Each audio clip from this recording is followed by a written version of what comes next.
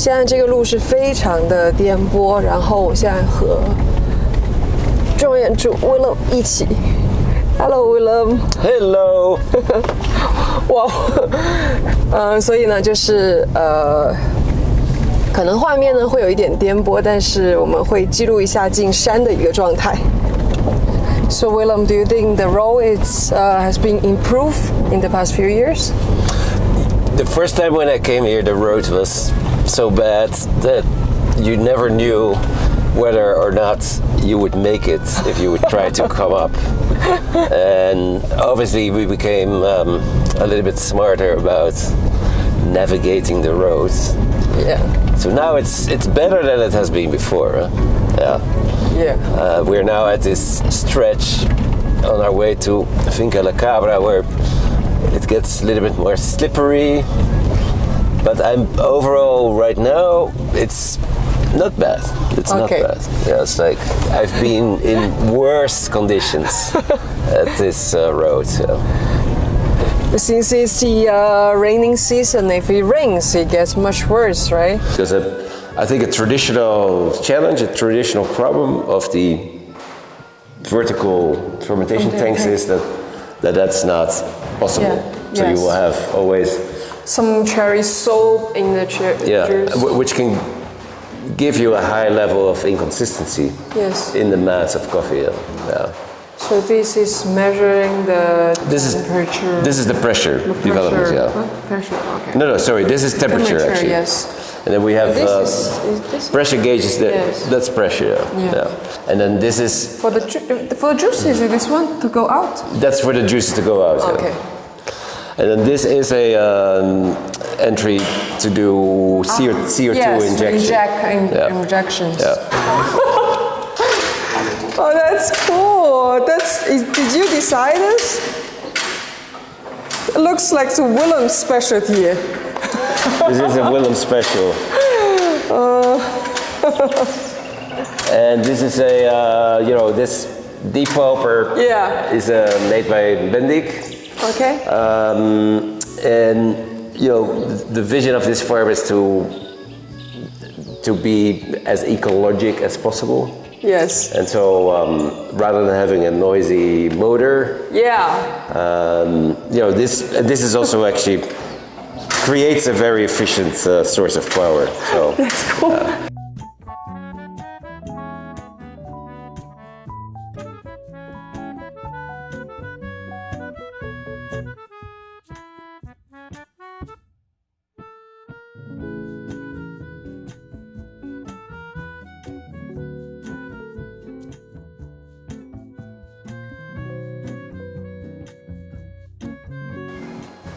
Finca La Cabra.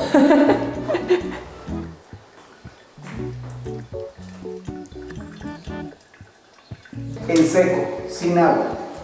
En seco. So it's a dry anaerobic natural process. Yeah.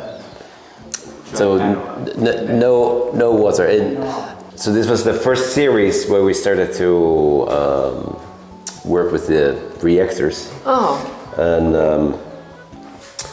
that's when we noticed this relatively high pressure that develops during the fermentation that can go up as high as 40 psi. So it's pretty, it's as high as when you open the 40 psi. Yeah, you can feel it. That higher. Yeah, we have monitored it on all the batches we did.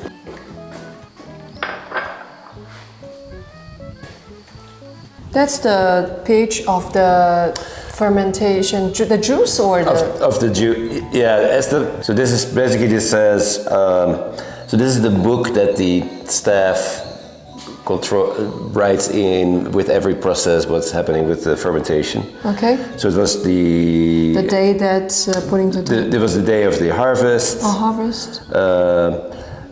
The start of the process of fermentation, the dry fermentation at 9 a.m. On the 25th of January. Okay. And it was fermented for 10 days. Oh, that's a very long fermentation. It's a long fermentation. was taken out on February 4th. Say 6 days Sí. fermentation, is it? Aquí era lo que se veía. So the fermentation was 6 days. Because the goal was to bring the pH to 4. So that's the goal. Yeah. Okay. And on this day, basically, it was taken to the drying beds here, and then later to our secondary drying station, which is at Kelly's Kelly's house. Yes. Really good time, because 6 days it's considered long for tanks maybe, but in the reactor, still never go above the edge, and it's still very clean. Yeah. That's also the idea for the fermentations using these reactors, is that you have an end result that is as clean as possible, and that we amplify the flavor of the coffee, rather than that we change it dramatically, right? Yes. Yeah, that's what we have found. Yes. Welcome here at Finca La Cabra. La Cabra is Spanish for the goat. Finca La Cabra was planted with seeds from Finca La Mula. Finca La Mula sits up there in the clouds. Oh, that area? Yeah. Okay. And Finca La Cabra sits between 1,500 and 1,600 something meters. We have 8 hectares planted. Okay. In total, the farm is 10 hectares. Okay. The 2 hectares that are not planted are basically the borderlines with the rivers we have here. Nice. And then we have about 70%, 65% is geisha, of which mostly are bronze tip. Okay. And then we have 2 other varieties called TG1, and the other is Betty 2. And TG1 and Betty 2 are Ethiopian heirloom varieties that we have been preparing for quite a while for planting. And all these 3 varieties are quite distinct, of course, And because you see the cherries seem to have somewhat of a different feature from the geishas. And you can see that they also have a different feature from what we saw before on the TG1. So it definitely has a interesting difference. And cross pollination, cross flowering is a very common thing. Okay. Okay.